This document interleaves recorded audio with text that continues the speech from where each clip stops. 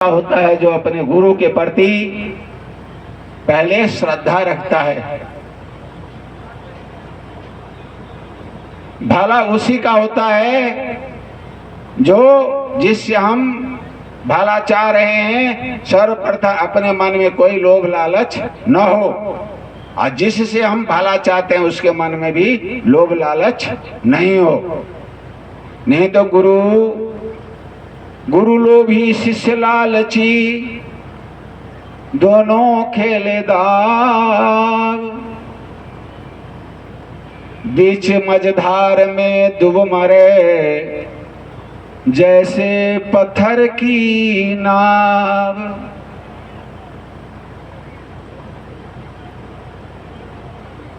भला नहीं होता ना, जैसे पत्थर के नाव में कोई बैठ करके नदी पार करना चाहे तो कर सकता है क्या? नहीं ना। नदी पार करने के लिए लकड़ी की नाव चाहिए, लकड़ी का नौका चाहिए, और पतवार भी अच्छा हो, मल्लाह भी अच्छा हो, तब जाकर के कोई नदी का पार कर सकता है। उसी प्रकार बैठने वाला माने जो अपना भला चाहता है वो शिष्य भी अच्छा संस्कृत हो, और जो शिष्य का भला चाहता है वो भी अच्छा हो, तब जाकर के भला होता है। सुखदेव जी ने कहा, राजन शास्त्र ये कहता है, श्रद्धा वित्व भूत्वा आत्मन एव आत्मानं पश्येत्। श्रद्धावान हो करके अपनी आत्मा को जानना चाहिए। ये जो हमारा स्वरूप है, जो आत्मा है वही परमात्मा है, और जो परमात्मा है वही भगवान राम है, कृष्ण है, शिव है, देवी दुर्गा, सब वही है। तो उस परमात्मा आत्म स्वरूप को जानने के लिए हमें क्या करना होगा? श्रद्धावीत होना होगा, श्रद्धा का धनी बनना पड़ेगा, श्रद्धावान बनना पड़ेगा। क्योंकि भगवान श्री कृष्ण ने गीता में कहा, जो कि हे अर्जुन, तुम्हारा मैं कल्याण करना चाहता हूं, तुम्हें मोह की निद्रा से जगाना चाहता हूं, लेकिन जागोगे कब? तब जाग सकते हो जब मेरे ऊपर श्रद्धा होगी तुम्हारी। श्रद्धावान लभते ज्ञानम तत्परः संयत इंद्रियः। श्रद्धावान को ही ज्ञान की प्राप्ति होती है। और श्रद्धावान के अंदर और क्या गुण होना चाहिए? तत्परता। तत्परता, तत्परता आप नहीं समझोगे। तत्परता का मतलब है तत्परायण होना। जैसे आपको बहुत जोर से प्यास लगी हो, बहुत जोर से प्यास लगी हो, इतनी जोर से प्यास लगी हो, पानी न मिले तो मरे रे मरे, मरे रे मरे, ये स्थिति बन गई हो, और उसी समय आपको कोई एक लोटा पानी लेकर कहता है पी लो, तब पहले आप उससे बात करोगे या पानी पियोगे? पहले आप पानी पियोगे, कहोगे भाई तुम्हारा बहुत भला होगा, पानी पिला। पहले पानी पिला, फिर बात करूंगा मैं कौन हूं, कहां से आया हूं, पानी के बिना मैं मरे जा रहा हूं, पानी पिला। गट गट गट गट गट गट गट, सारा लोटा, सारी बाल्टी, सारा मग जग खलास कर देती है।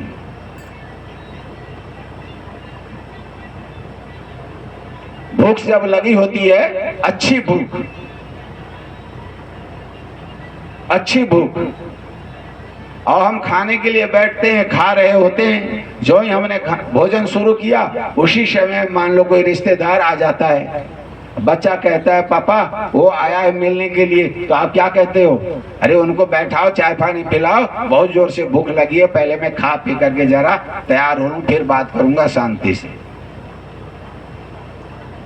उसी प्रकार की तत्परता होनी चाहिए, जो कि हम अपना भला चाहते हैं कि नहीं, कल्याण चाहते हैं कि नहीं। यदि कल्याण चाहते हैं तो भोजन करते समय सारी इंद्रियों को हम संकुचित कर लेते हैं। सिर्फ एक निगाह होती है, एक टकटकी होती है भोजन पे, एक टकटकी होती है पानी पे, उसी प्रकार से सारी इंद्रियों को एकत्रित करके और संयमित करके हमें क्या करना है, अपना भला का रास्ता सोचना है, सत्संग करना है और सत्संग के माध्यम से अच्छे विचारों से अपने जीवन को संस्कृत करके सुधारना है। जब हमें ज्ञान की प्राप्ति होती है तो ज्ञानम लब्ध्वा पराम शांतिम, ज्ञान जब प्राप्त होता है ना, हम कौन है, परमात्मा कौन है, ये संसार क्या है, तो ज्ञान को प्राप्त करके जीव वो शाश्वत आनंद को प्राप्त करता है। यद गत्वा न निवर्तन्ते तद्धाम परमं मम, भगवान का आत्म तत्व वो परम धाम है जहाँ जाने के बाद जीव वापस नहीं आता संसार में। यम लब्धा न चा परम लाभम मन्यते न अधिकम ततम, जिस लाभ को, जिस उपलब्धि को प्राप्त करने के बाद में संसार की सारी चाह, सारी तमन्ना समाप्त हो जाती है, सारी इच्छा, सारी ख्वाहिश पूरी हो जाती है, वो है अपना स्वरूप, वो है भगवत प्राप्ति, वो है भगवत निष्ठा। भगवान श्री कृष्ण ने कहा जो कि तुम पहले श्रद्धावान बनो, तत्परता लाओ अपने जीवन में, इंद्रियों को तुम नियंत्रित करो।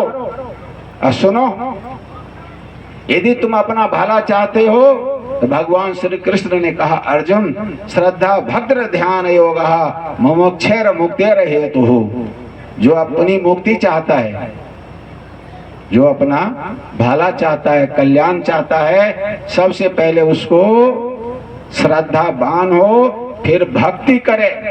भक्ति मत करे माने जिससे हम भला चाहते हैं उसकी सेवा करे, शुश्रूषा करे, भोजन से, पानी से, वाणी से, रहने से, सहनी से उसकी सेवा करना, उसकी ही भक्ति कहलाता है। ईश्वर से भला चाहते हैं, ये बताओ, हाँ हम हनुमान जी से भला चाहते हैं तो हनुमान जी की भक्ति नहीं करते?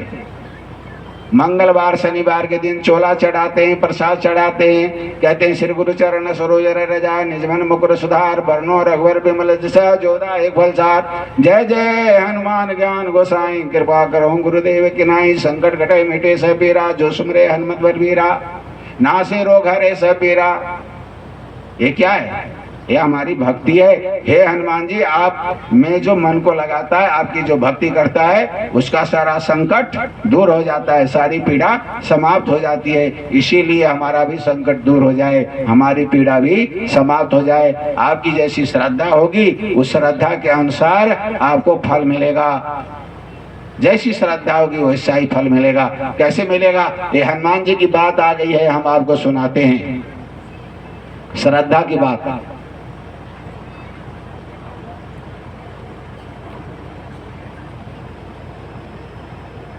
जैसे अभी कथा चल रही वैसी कथा चल रही थी। एक कोई निपुत्र था, पुत्र नहीं था।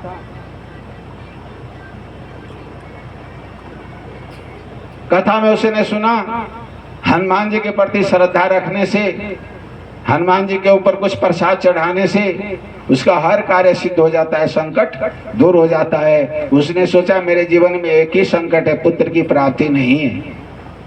अभी आम का सीजन चलने वाला है। ये जो आम खा रहे हो ना, ये आम वास्तव में आम नहीं है, पॉइजन है, हलाल जो है ना, ये केमिकल से भरा हुआ है। इसको तो खाना भी नहीं चाहिए, लेकिन लोग बाग खाते हैं तो उसका परिणाम भी मिलता है गलत। अभी आम का सीजन शुरू हुआ नहीं। अब क्या हुआ, उसने सोचा ऋतु फल चढ़ाना चाहिए। ब्राह्मण लोग पूजा पाठ में कहते हैं ऋतु फल चढ़ाओ, मौसमी फल माने मौसम के अनुसार फल चढ़ाना चाहिए। अब क्या हुआ, वो आम खरीदने के लिए चला गया। अच्छा आम देखा, कहा कै रुपये किलो, कहा 100 रुपये किलो, कहा 100 रुपये किलो, कहा चलो चलो आगे। फिर आगे गया, कहता है कै रुपये किलो, 50 रुपये किलो, कहा 50 रुपये किलो, कहा चलो चलो आगे सड़को। अब आगे सरका तो कहा 20 रुपये किलो, कहा 20 रुपये किलो। आगे सरका तो कहता है भाई ये कै रुपये किलो है। क्या देखो ये आम तुम्हें कैसा लग रहा है? लड्डू तो पीला है, देखो इसी प्रकार से ये आम लड्डू के तेरे बिल्कुल पीला है, देखते ही बनता है। कहा ये हुई बात? कहा भाई ये बात बता, देगा कै रुपये किलो? कहा बस अरे कुछ नहीं, 5 रुपये किलो दे दूंगा। वो खुश हो गया, कहा तो 100 रुपये, कहा 5 रुपये। अब उसको 5 रुपये में उसने कहा भाई ऐसा कर 10 रुपया का पैक कर दे तू। 2 किलो आम लिया, हनुमान जी को चढ़ाया, कहा जो कि हे हनुमान जी संकट कटे मिटे सब पीड़ा, हमारा संकट कट जाए, पुत्र सुख की प्राप्ति हो। 9 महीना हुआ, पुत्र हो गया। पुत्र हुआ तो बड़ा सुंदर आम के तरिए, जैसा भैया ये आम मान लो वैसा ही जो है बच्चा बड़ा सुंदर, सर्वांग सुंदर। लेकिन जानते हो वो आम देखने में बाहर से बड़ा सुंदर था, लेकिन अंदर से वो पलपला था। बोलो हनुमान जी महाराज की जय हो। वो अंदर से पलपला था, माने सड़ा सड़ाया था।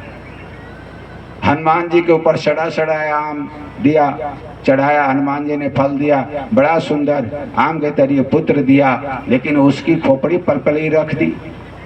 खोपड़ी यदि यहाँ ये पलपली जगह होगी, यूं मार दो तो पट मर जाए। डॉक्टर ने कहा इसका कोई इलाज नहीं है मेरे पास, बचा करके रखो, तनिक भी मारोगे मर जाएगा।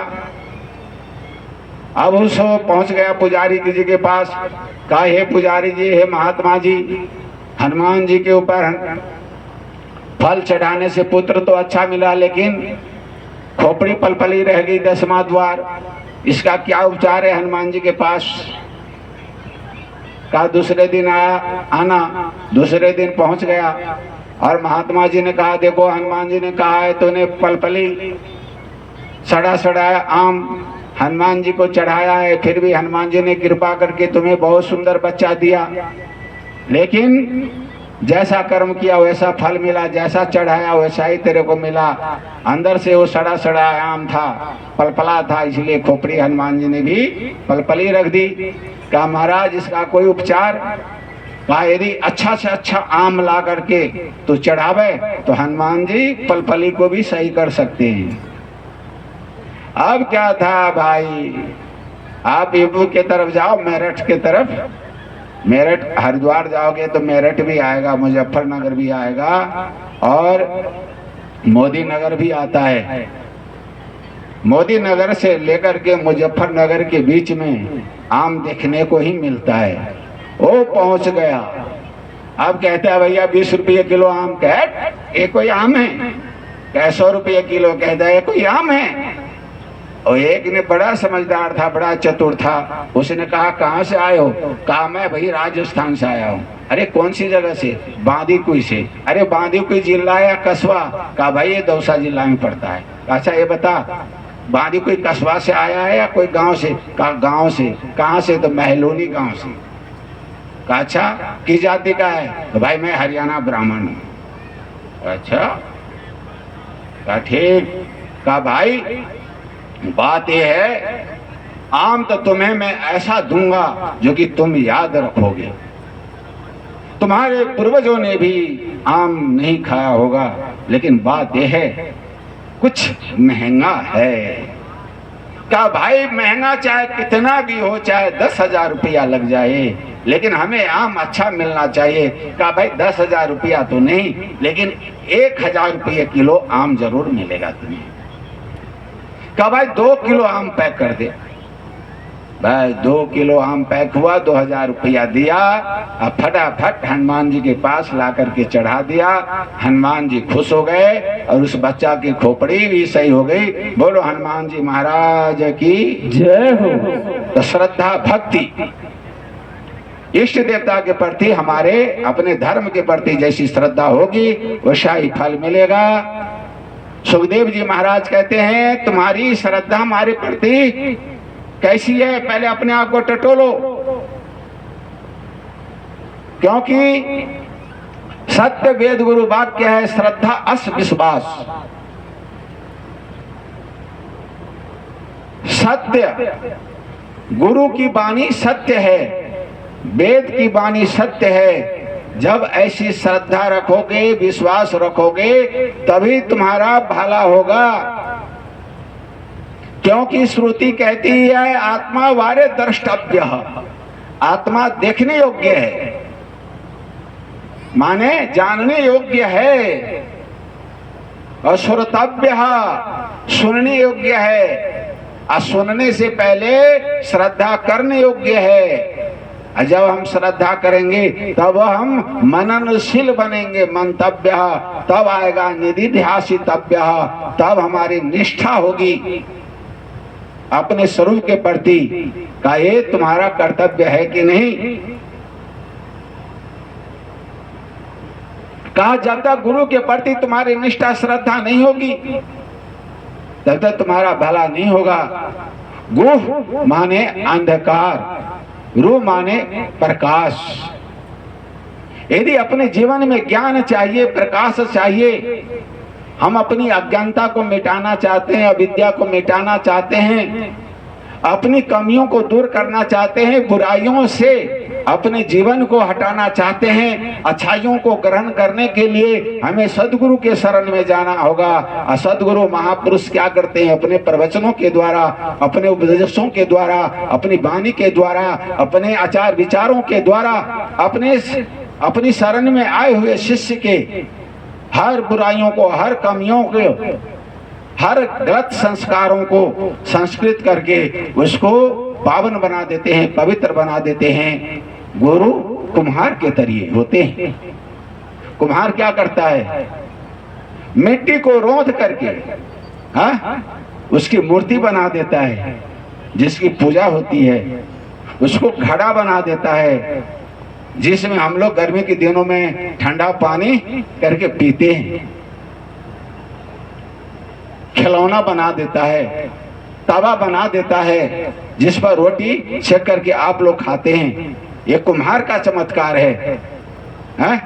उसी प्रकार से कुम्हार रूपी गुरु की शरण में जब कोई मिट्टी रूपी शिष्य चला जाता है तो गुरु जन उसको रौंद करके, माने समझा करके, बुझा करके, उसको डांट करके, डपट करके उसको सन्मार्ग पर चलना सिखा देते हैं, जिससे वो एक दिन महान बन जाता है, इस संसार का पूजनीय बन जाता है, वो महापुरुष के रूप में जाना जाता है। लेकिन कब, कैसे जानते हैं? अरे संत से तो जोड़ना ही चाहिए, संत के बिना भला नहीं होता। बात आ जाती है वाल्मीकि जी की। वाल्मीकि जी का पहले का नाम रत्नाकर है।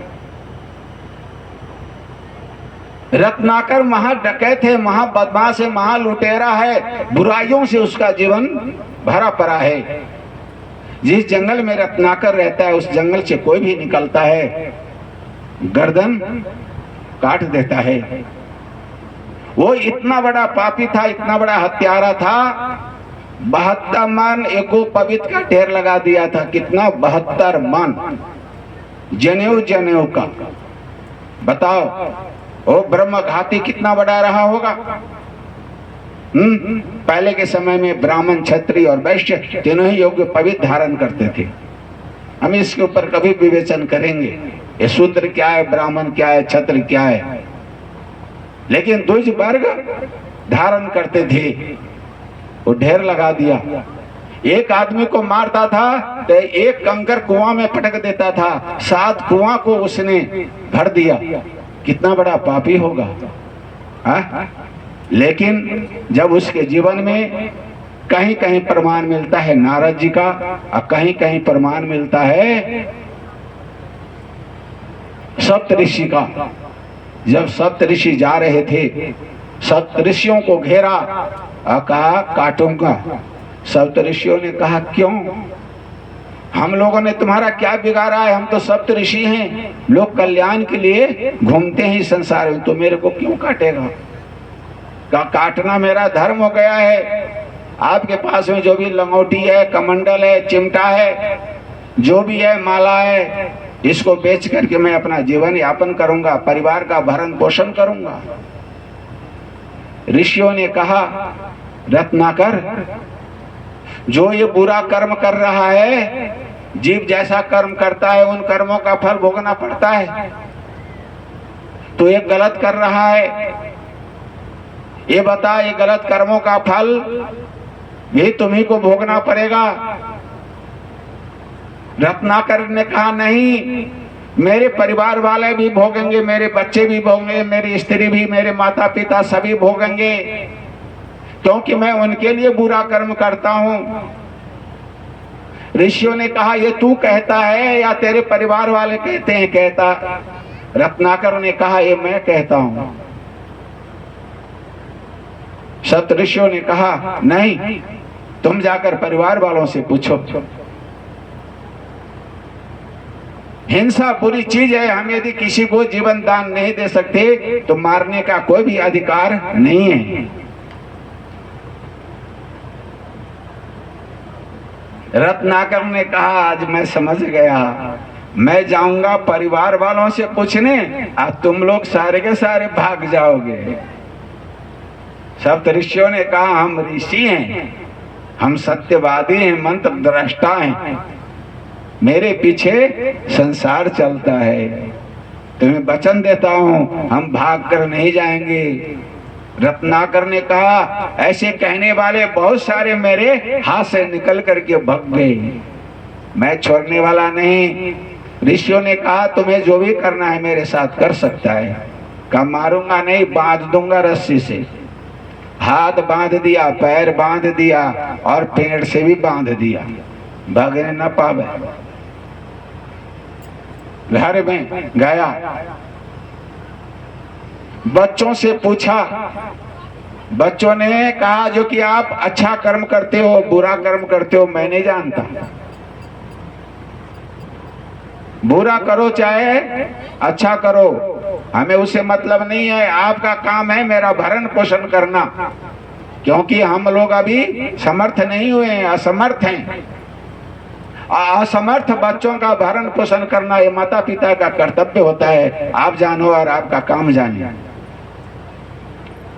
स्त्री से पूछा, स्त्रियों ने भी 2 शब्दों में उत्तर दे दिया, जो कि इसमें हम कुछ भी नहीं जानते, हमारा काम है रोटी बना करके आपको खिला देना।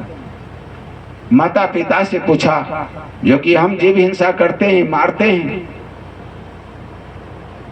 बुरे कर्मों से हम धन इकट्ठा करते हैं, आप लोगों का भरण पोषण निर्वाह करते हैं, सेवा करते हैं, ये बताओ बुरे कर्मों का फल बुरा होता है, उसमें आप लोग हिस्सेदार भागी बनोगे या नहीं? माता पिता सब ने ठुकरा दिया। रत्नाकर की आंख खुल गई, दौड़ते हुए सप्तऋषि गुरु के पास में आया, मुक्त किया और डंडा के भांति पड़ गया, तराई मां मेरी रक्षा करो, मेरी रक्षा करो। सप्तऋषि ने कहा, क्या हो गया? पहले तो तू अपने आप को बहुत वीर योद्धा मानता था, लेकिन अब तेरे को क्या हो गया जो फुट फुट करके मेरे पास रो रहा है? क्या भगवान, अब मैं समझ गया, मैं भूल में लूट रहा था, मेरे अंदर अज्ञानता थी, अविद्या थी, नासमझी थी, बेवकूफी थी। इस कारण आप जैसे सत्पुरुषों का मैंने तिरस्कार किया, अपमान किया, अवहेलना की, जिसका परिणाम हमें मिल गया। मैं नरक में नहीं जाना चाहता। मैंने इतने पाप किए हैं, जिन पापों की कोई गिनती नहीं, न जाने अनंत जन्म भी हमें लेना पड़े तो मैं अपने पाप कर्मों से मुक्त नहीं हो सकता। हे गुरुदेव, हमें ऐसा कोई सरल सन मार्ग बताओ जिससे मैं पाप मुक्त होना चाहता हूं। सप्तऋषियों ने कहा, राम शब्द का जाप कर, और रत्नाकर ने कहा, जो कि मैं राम शब्द नहीं जाप कर सकता, क्योंकि हिंसा करते करते मेरी बुद्धि हिंसात्मक बन चुकी है, अर्थात मरा मरा का जाप कर सकता हूं। मरा, अब पलटोगे तो राम, अब पलटोगे तो मरा होगा। मरा पलट दो तो राम, राम को पलट दो तो मरा, का मरा मरा जाप कर सकता हूं। ऋषियों ने कहा, आशीर्वाद दिया, तू मारा मारा का जाप करना, एक दिन तू राम राम भी जाप करेगा और तेरा कल्याण होगा, तू आदि कवि कहलाएगा। जब तक इस संसार में चंद्रमा और सूर्य होगा तब तक तुम्हारी कीर्ति संसार में स्थापित होगी। उस वाल्मीकि ने मारा मारा शब्द का जाप किया है, राम राम जाप होने लग गया। कल हमने अब लोगों को बताया था, जो 13 करोड़ भगवान का नाम जाप करता है उसको भगवान के दर्शन होते, आत्मा का साक्षात्कार होता है। उसने आत्मा का साक्षात्कार किया, भगवान का दर्शन किया, आदि कवि कहलाया। उसने वाल्मीकि रामायण की रचना की। ये वही रत्नाकर वाल्मीकि रामायण। वाल्मीकि माने इतनी तपस्या करी, इतनी तपस्या करी, दिमक का ढेर लग गया उसके शरीर में, हड्डी शेष रह गई। दिमक ने बिल बना दिया और उससे जब निकले हैं तो वाल्मीकि उनका नाम पड़ा। वाल्मीकि रामायण की रचना करी। योग वशिष्ठ जो वेदांत का अमूल्य है, बम का गोला है योग वशिष्ठ, जो एक बार योग वशिष्ठ को पढ़ लेता है वो वैराग्यवान हो जाता है, आत्मा की ओर दौड़ पड़ता है। उसको आत्म साक्षात्कार करने में कोई भी नहीं रोक सकता।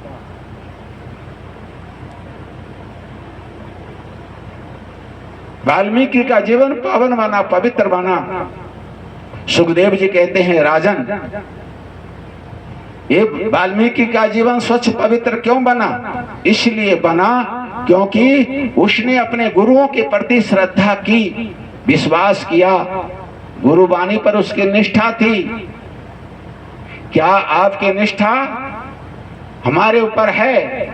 राजा परीक्षित ने कहा, गुरुदेव हमारी निष्ठा है, आप आगे की कथा सुनाएं। भला उसी का होता है जो गुरु के प्रति श्रद्धा रखता है, विश्वास रखता है। बोलो सुखदेव जी महाराज की जय हो। श्री